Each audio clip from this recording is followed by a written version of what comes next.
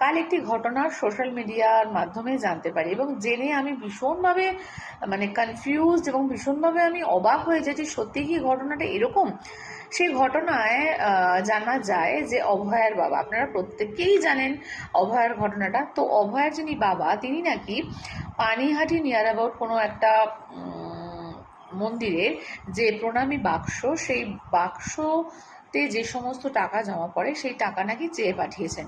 ঠিক আছে, তো এইটা অভয়ের বাবা করতে পারে এইটা ভেবে বহু লোক সেখানে কমেন্ট সেকশনে কমেন্ট করেছেন যে হ্যাঁ, আপনার আসল রূপ জানা গেছে, আর আপনার শুরু হয়ে গেছে দাদাগিরি, আপনাদের কোনো লজ্জা নেই, আপনাদের মেয়েদের সঙ্গে এরকম করেছে, আদৌ কি আপনারা মেয়েদের নিজের মেয়ের বিচার চেয়েছেন নাকি, হ্যান ত্যান, লট অফ থিংস। আবার আরও একটি পোস্ট, এবং সেই পোস্টে এবং আরেকটা জায়গার মাধ্যমে জানতে পারলাম যে না, বিষয়টা এটা নয়। তাহলে বিষয়টা কোনটা? বিষয়টা নাকি যে মন্দিরে যে সমস্ত ভক্তরা টাকা দিয়ে যায়, সেই সমস্ত টাকা চলে যায় হচ্ছে পুরোহিতের কাছে।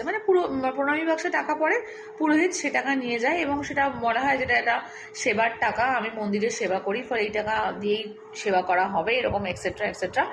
তো তিনি নিয়ে নেন।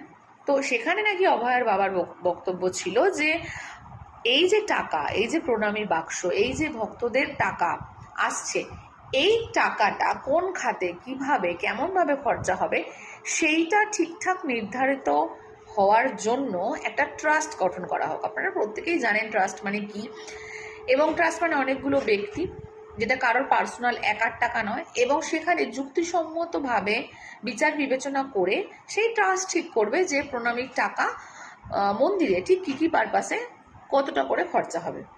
আমি তো শুনে অবাক, প্রথমটা শুনে তো অবাক হয়েই ছিলাম যে সত্যি একটা মানুষ এত বয়স মেয়েকে হারিয়েছে এবং এত খারাপভাবে মেয়েকে হারিয়েছে, তারপর কিনা ভোটে দাঁড়ানো, সেটা নিয়েও ভারী গল্প রয়েছে। তারপরে কিনা এরকম।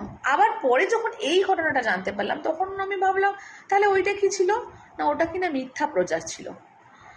ভাবুন, সমাজে আমাদেরকে যা কিছু দেওয়া হয় তার কতটা সত্য আর কতটা মিথ্যে, এটা যদি বোঝার ক্ষমতা আপনার না থাকে, আপনি যদি প্রত্যেকটা ভিডিও, প্রত্যেকটা ছবির পেছনে কারণ না দর্শান, তাহলে আপনার সেই ধারণা করা ভুল। ইভেন মাই ভিডিও অলসো, প্রত্যেকটা জায়গায় মানুষ, আপনি সাদামাটাভাবে কাউকে দেখতেই পাবেন না, বুঝতেই পারবেন না যে ঘটছেটা কি।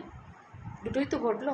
সেজন্য বক্তব্য যে যাই ঘটুক না কেন, নিজের চোখ কান খোলা রেখে তবেই নিজের ধারণা যে কোনো বিষয় সম্পর্কে গঠন করুন, অন্যর দ্বারা সহজে প্রভাবিত হবেন না।